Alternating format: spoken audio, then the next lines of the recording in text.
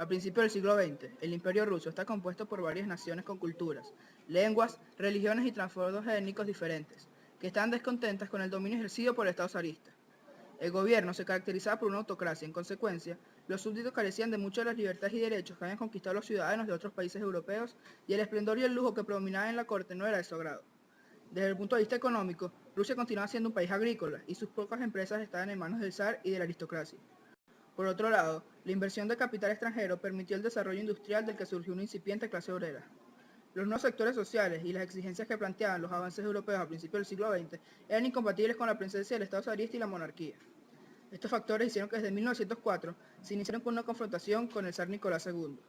Los obreros de San Petersburgo organizaron los soviets, que eran asambleas de los delegados de las fábricas y de las organizaciones obreras. La presión de estos grupos llevó al zar a permitir la formación de un parlamento llamado la Duma, para promulgar conjuntamente las leyes. Sin embargo, poco tiempo después lo disolvió y retomó el gobierno autocrático.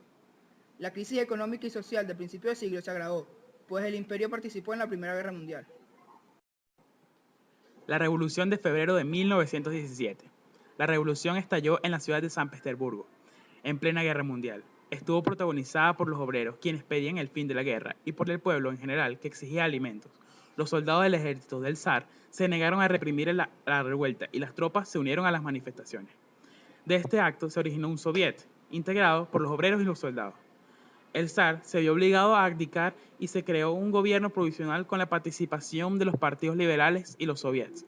Mientras tanto, el seno de estos últimos grupos se había dividido en dos tendencias: los mencheviques, partidarios de colaborar con el gobierno, y los bolcheviques, que pretendían instaurar la dictadura del proletariado.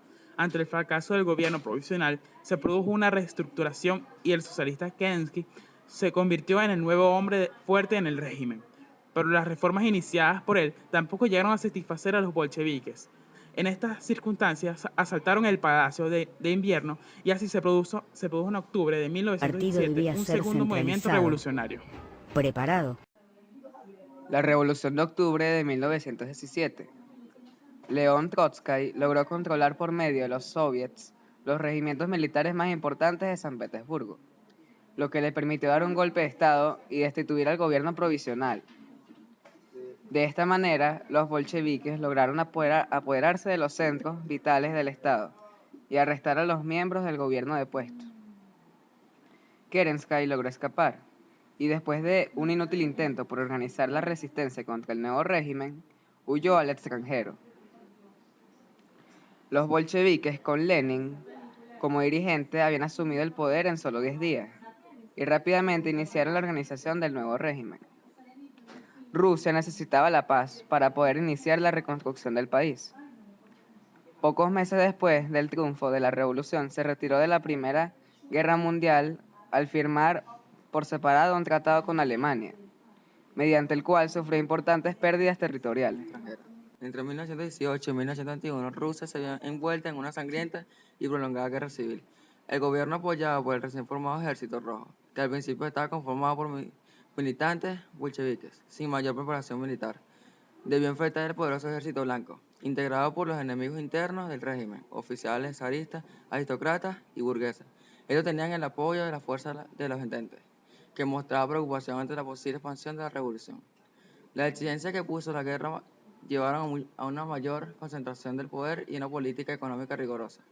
Tras años de enfrentamiento, el Ejército Rojo se fortaleció y logró el triunfo del gobierno bolchevique.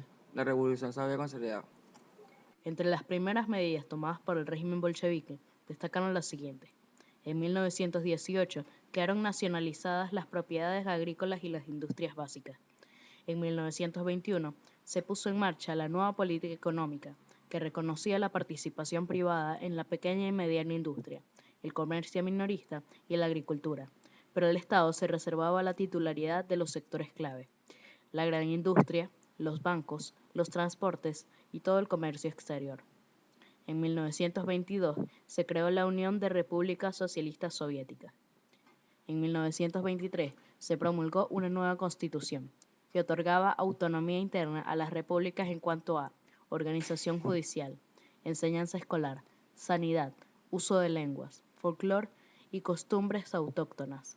La política exterior y la planificación económica quedaban en manos de la Unión Soviética.